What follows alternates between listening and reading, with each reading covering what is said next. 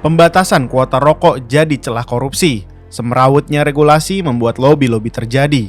Komisi Pemberantasan Korupsi atau KPK menetapkan mantan Kepala Badan Pengusahaan Kawasan Perdagangan Bebas dan Pelabuhan Bebas atau BP Free Trade Zone, Bintan, wilayah kota Tanjung Pinang, dan Yalta sebagai tersangka kasus dugaan korupsi pengaturan barang kena cukai tahun 2016 hingga 2019. Dan diduga menerbitkan 75 surat keputusan atau SK terkait kuota rokok dengan jumlah 359,4 juta batang. Padahal seharusnya kuota hanya 51,9 juta batang.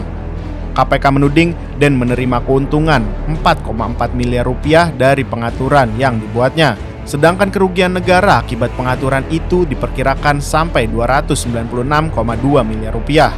Pengamat ekonomi Universitas Bung Karno, Gede Sandra memandang kasus dugaan korupsi kuota ini terjadi karena kesalahan sistem. Sebab seharusnya dalam daerah Free Trade Zone tidak ada pembatasan kuota. Jadi pemberian sistem kuota sendiri ini sudah salah dalam konsep FTZ. Di FTZ seharusnya yang namanya rokok itu ya sebebas-bebasnya, tidak ada batasan kuotanya. Siapapun boleh jual dan bahkan tanpa ada tarif, ucapnya kepada Forum Keadilan Senin 14 Agustus 2023. Sistem kuota, kata Gede, harusnya hanya diberikan kepada negara-negara yang sistem ekonomi politiknya tidak memberlakukan free trade. Sistemnya saja sudah salah kaprah, jadi secara prinsip ekonomi itu sudah salah. Kesemrawutan sistem ini kemudian menimbulkan celah untuk korupsi, imbuhnya.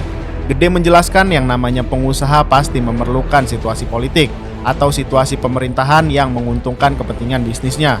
Keadaan tersebut tentunya membuat pengusaha melakukan lobby. Di Amerika misalnya, fungsi lobby di sana diatur dalam hukum. Secara resmi ada kantor khusus spesialis lobby. Perusahaan itulah yang kemudian datang ke gedung Senat untuk mempresentasikan di depan anggota dewan. Tetapi di Indonesia kan tidak ada sistem seperti itu. Pejabat seperti BP Tanjung Pinang akhirnya menjalani fungsi lobby. Dia meminta fee untuk dirinya sendiri dari proses lobby, ungkapnya. Mengingat kasus ini terjadi karena kesalahan sistem, Gede tak menampik kemungkinan kasus serupa terjadi di kawasan FTZ lainnya.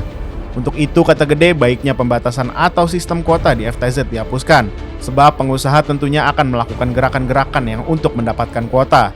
Kuota jadi perebutan antar perusahaan, maka muncul aneka servis kepada para pejabat supaya mereka memberikan kuota atau izin lisensi, tandasnya.